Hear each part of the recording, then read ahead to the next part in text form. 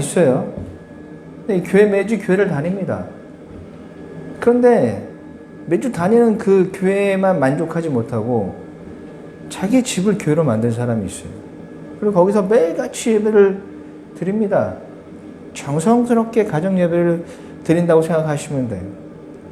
그런데 이것으로는 좀 부족하다고 느꼈어요. 내가 스스로 드리는 예배가 좀 부족하다고 생각해서 목사님을 한 분 청빙을 했어요. 그리고 그 목사님을 통해서 매일같이 예배를 합니다. 여러분, 이 사람 어떠 보이십니까? 너무나 신앙이 좋아 보이죠? 좋은 신앙을 가진 것처럼 보입니다. 하지만 성경에서 이 사람에 대한 평가는 저희들 생각과 완전히 정반대입니다. 사사기 저자는 이 사람을 미가라고 하는 사람인데, 미가를 당시 시대의 가장 잘못된 신앙의 표본으로 대표적인 인물로서 기록하고 있습니다. 그리고 미가에 대한, 그리고 그 시대의 사람들의 신앙에 대해서 사사기 저자는 이렇게 기록하고 있어요. 사사기 17장 6절 말씀입니다.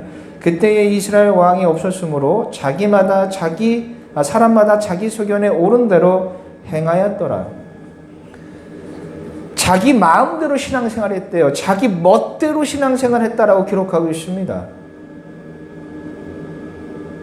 여러분이 생각하는 신앙, 예배 열심히 드리고 교회생활 열심히 하면 그게 좋은 거 아닌가라고 하는데, 사사기 저자는 네가 멋대로 지금 신앙생활하고 있어 라고 말하고 있습니다. 하나님께서 백성들에게 주신 그 제사의 의미를 모르고 자신의 축복을 위해서 제사를 이용한 미가와 당시 사람들에 대해서 성경 저자는 네 멋대로 드리는 신앙이라고 비난을 하고 있는 거예요.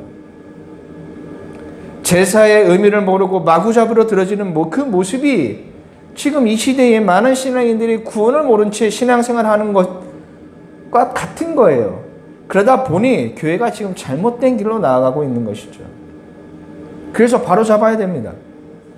여러분, 구원은요, 우리의 헌신으로 얻어질 수 있는 것이 아니라, 얻어질 수 있는 것이 아닙니다. 그리고 저와 여러분이 드리는 그 돈으로 살 수 있는 것도 아닙니다. 본문 23절과 24절 말씀이에요. 우리 한번 읽어보도록 하겠습니다. 시작. 모든 사람이 죄를 범하였음에 하나님의 영광에 이르지 못하더니 그리스도 예수 안에 있는 성령으로 말미암아 하나님의 은혜로 값없이 의롭다 하심을 얻은 자 되었느니라. 아멘.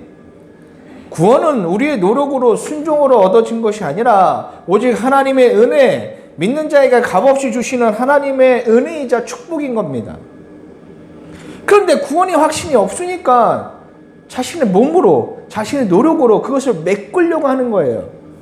내가 이렇게 헌신하니, 내가 이렇게 노력하니, 내가 이렇게 예배를 많이 드리고 있으니, 내가 이렇게 예배 잘 빠지지 않고 드리고 있고, 내가 이렇게 헌금을 많이 드리고, 내가 교회에서 말씀하신 것처럼 희생을 하니까 내가 구원받은 사람이겠지 라고 생각하는 거예요.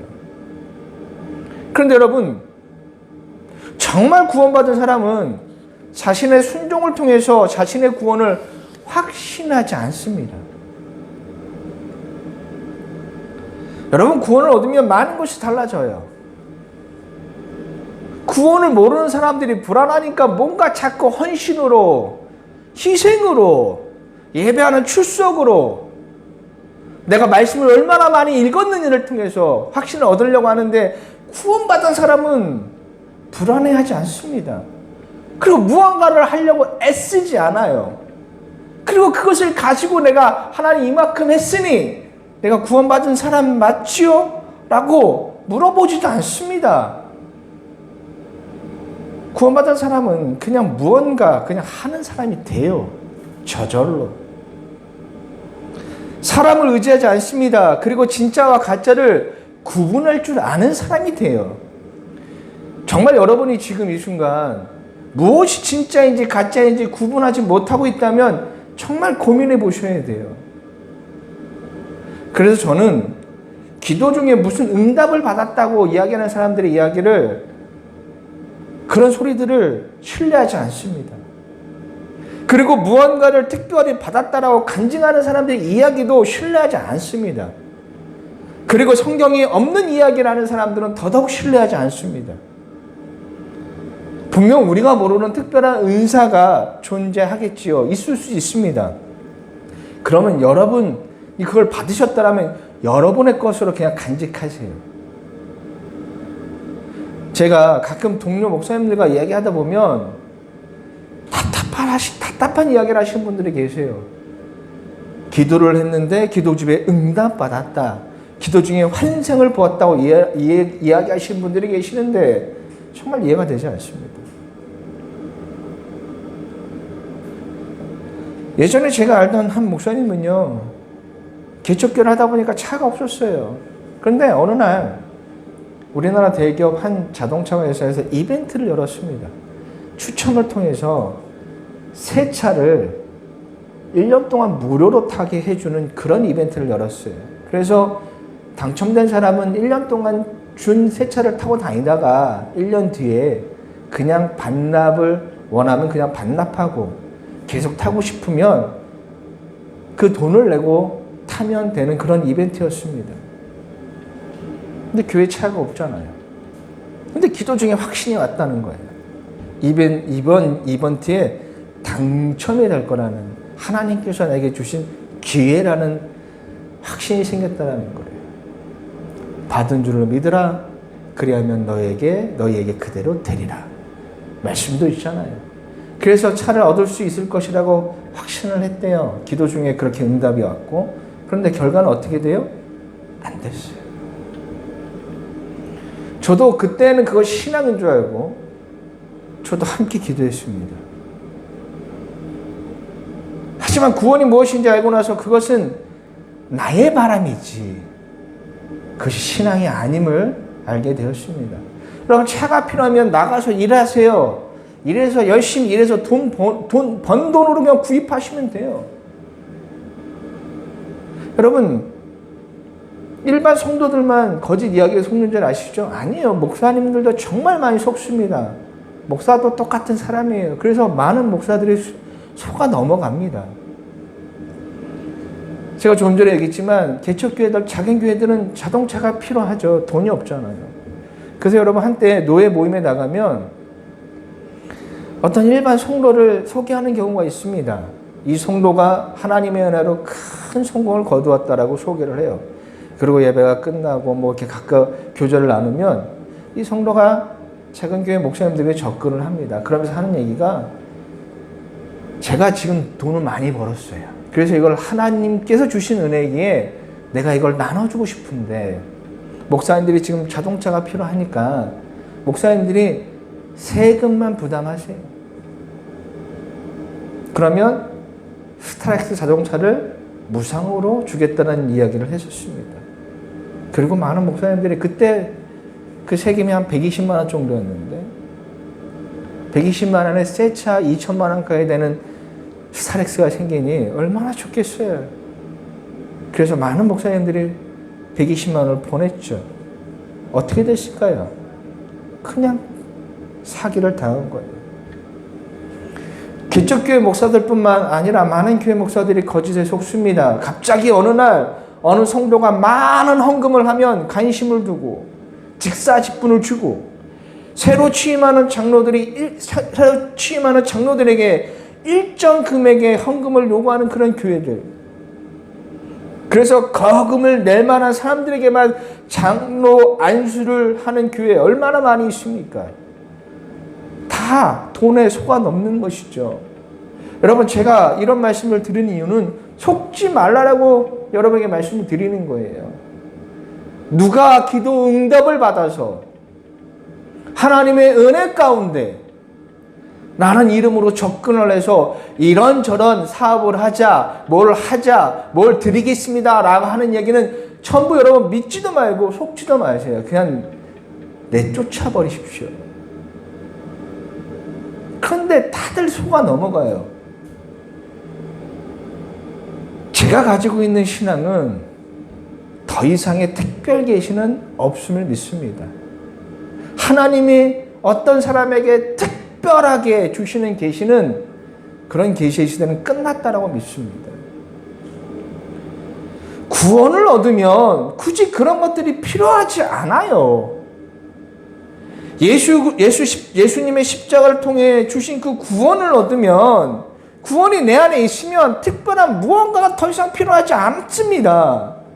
예수님의 십자가가 가장 특별한 은혜이거든요.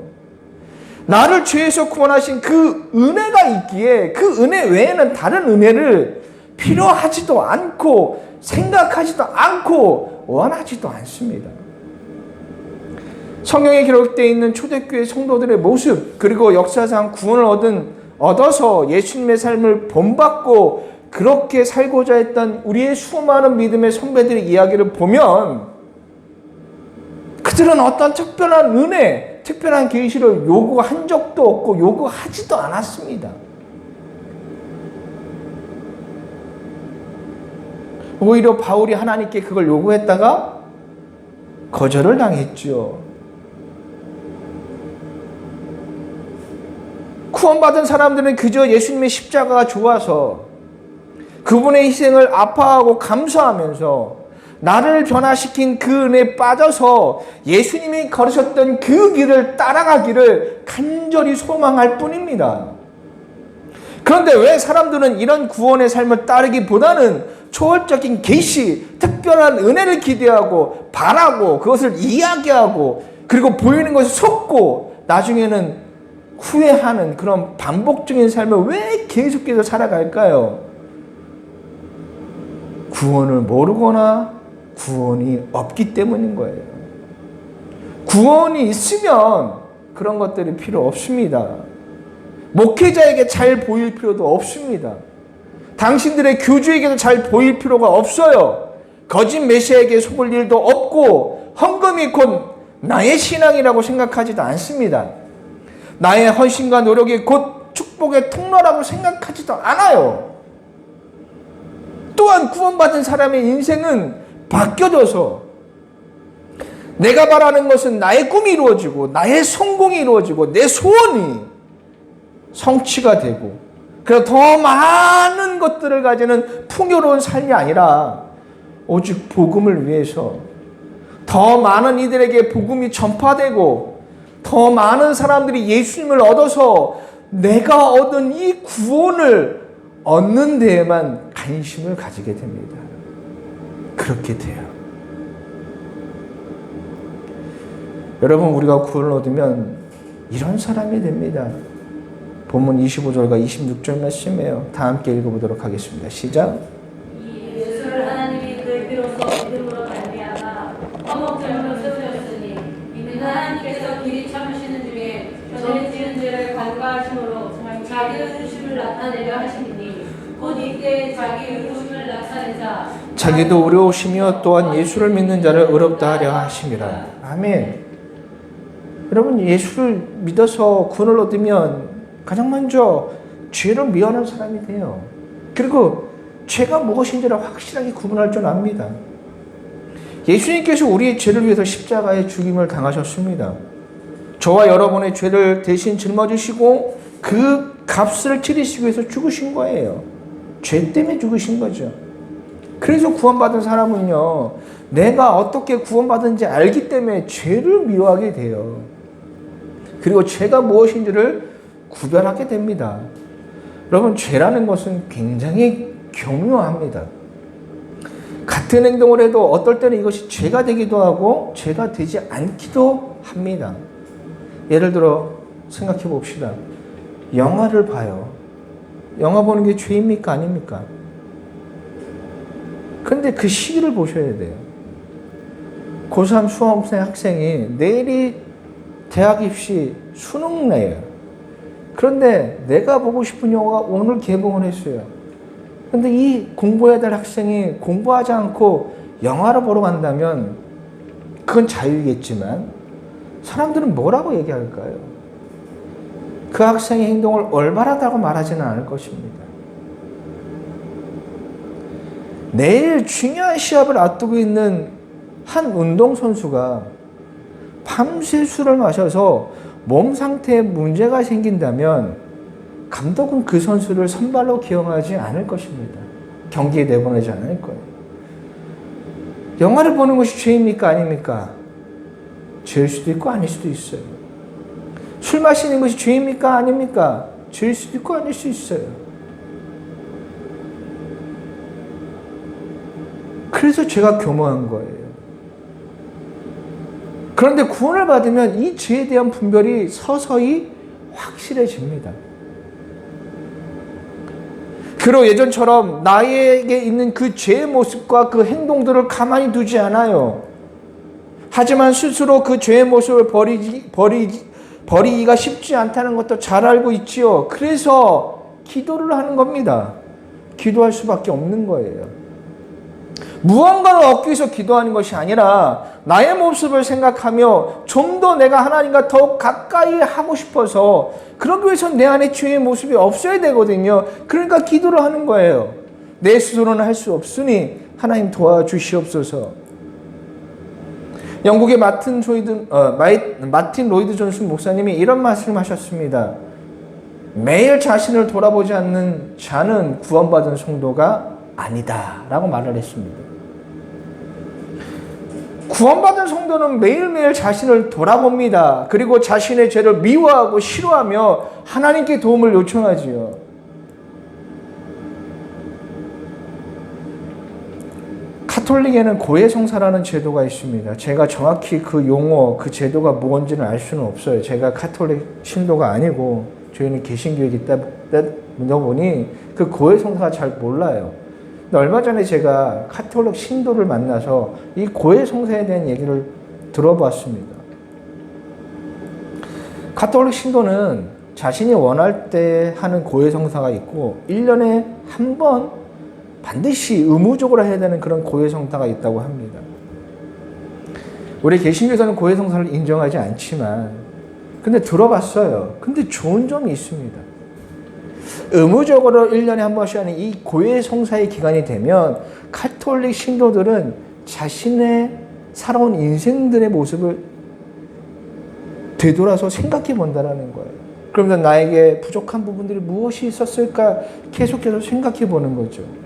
그래서 그 친구도 그 기간에 자신의 모습을 돌이켜 볼 수 있는 시간이어서 너무나 좋았다라고 얘기를 했습니다.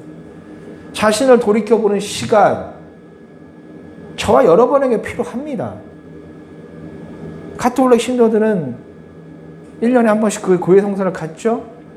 근데 저와 여러분에게는 이 좋은 시간이 매일매일 있다라는 거예요. 매일매일 그 좋은 시간을 가져야 된다라는 거예요. 구원받은 성도는 그렇게 늘 자신을 돌이켜 생각해 본다는 것입니다.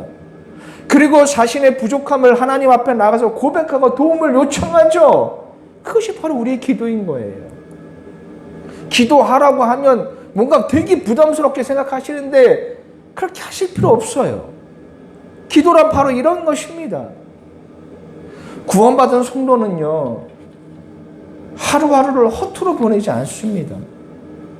구원받은 성도는 늘 오늘이 마지막인 것처럼 최선을 다해서 살아가는 그런 사람들입니다. 예수님의 희생을 통해서 나에게 베푸신 이 새로운 하루의 삶을 감사하면서 최선을 다해서 살아가는 사람들인 거예요. 그리고 구원받으면 26절의 말씀에 기록된 것처럼 우리는 예수님을 닮은 사람이 되는 겁니다. 하나님이 자기도 의로우시며 또한 예수를 믿는 자를 의롭게 하려 하십니다. 예수님처럼 살아가는 거예요. 예수님 사신 것처럼 살아가게 됩니다.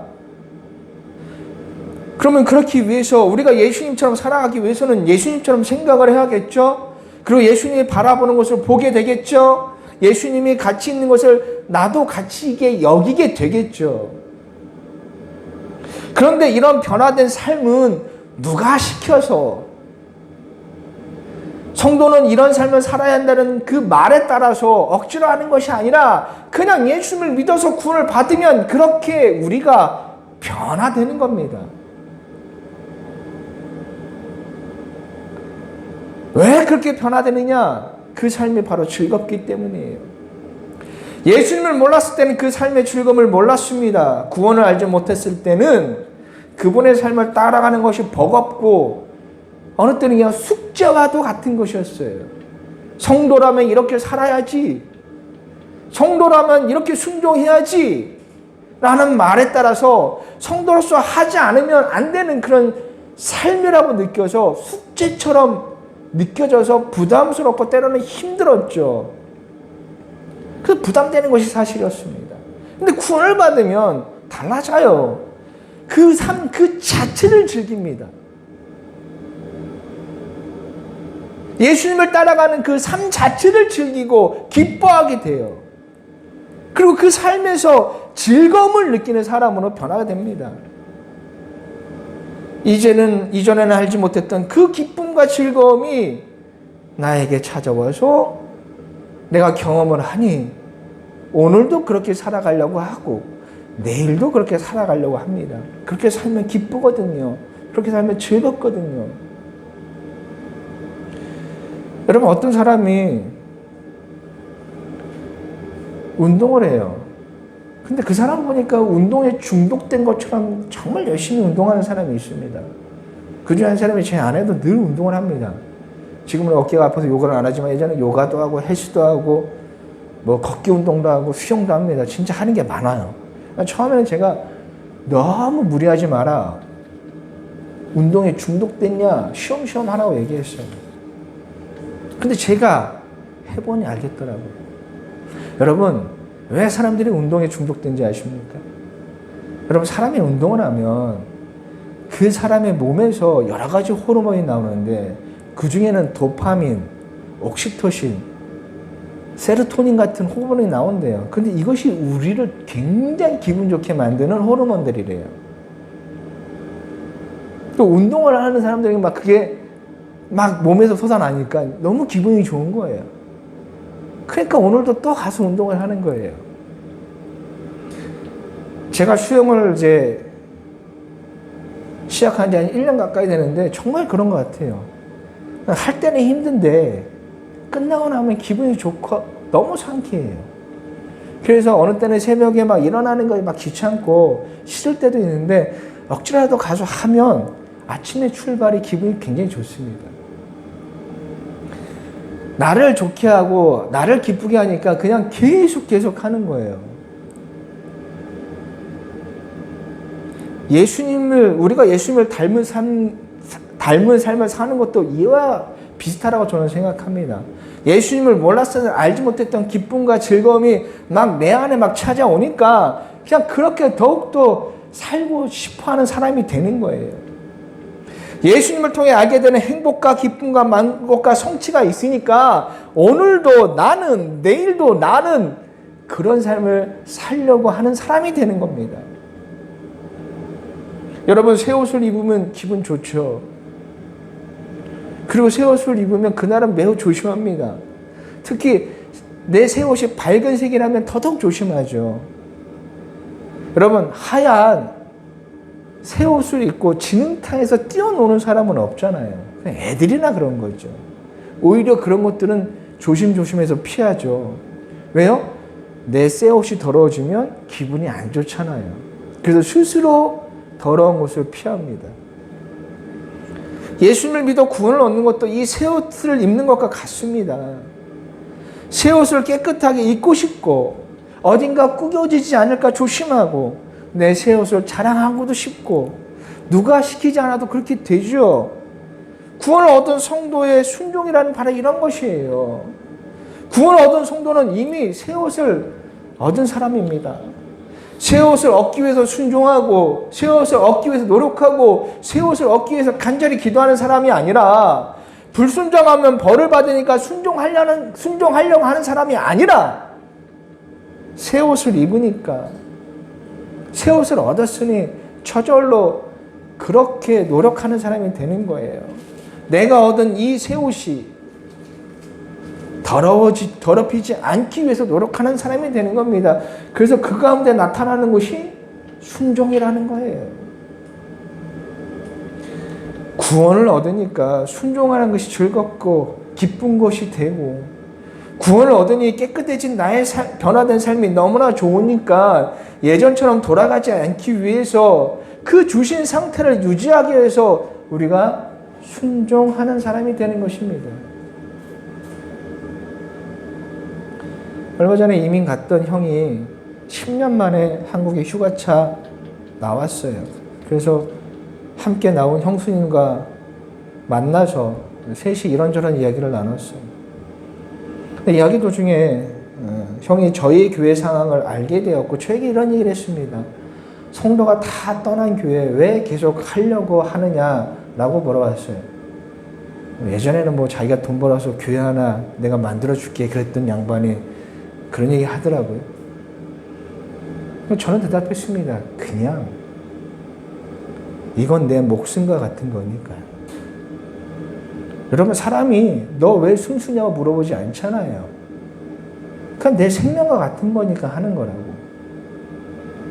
단 한 사람이라도 내가 전파한 이 말씀을 듣고 예수님을 만나서 예수님을 믿어서 구원을 얻을 수 있다라면 난 그것에 너무나 감사하다.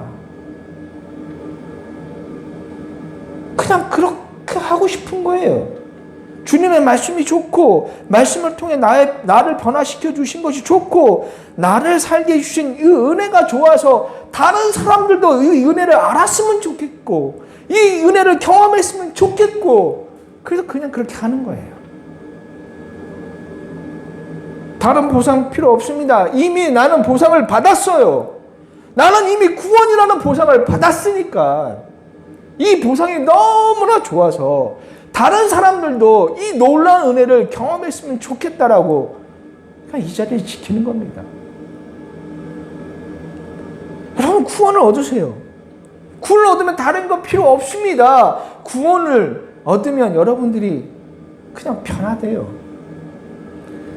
다른 것 말고 구원을 얻기 위해서 기도하세요.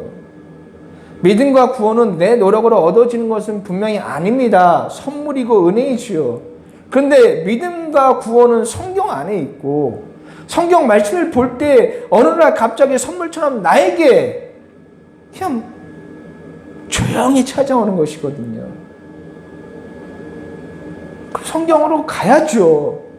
성경 말씀을 보고 하나님 나에게도 이런 구원의 은혜를 허락하여 달라고 기도하셔야죠. 아니면 힘든 상황에 너무 힘들어 하나님을 찾고 무릎 꿇고 기도할 때 찾아오기도 합니다. 제가 그랬거든요. 너무나 힘든 가운데 하나님 앞에 기도하니 하나님이 제 모습을 보여주시면서 내가 살아온 인생들을 다 생각해 보면서 내가 얼마나 못난 사람인지를 깨닫고 나니 그냥 무너지면서 기도하니까 그냥 나도 모르게 찾아오는 거예요.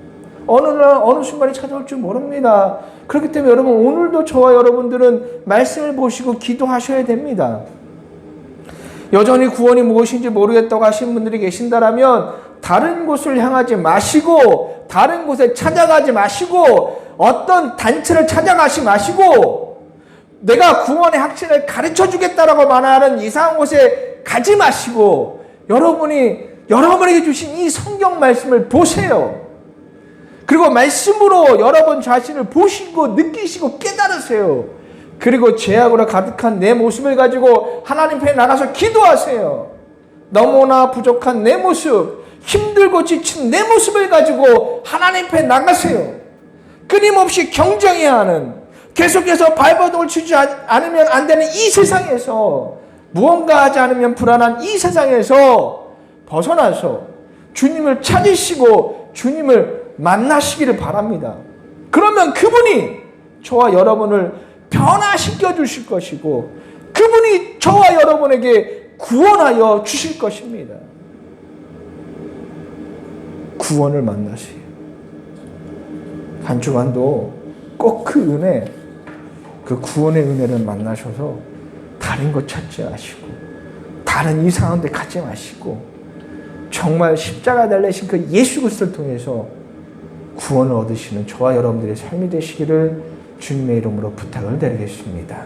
오늘 시간 들은 말씀을 위해서 우리 함께 기도하는 시간 갖도록 하겠습니다.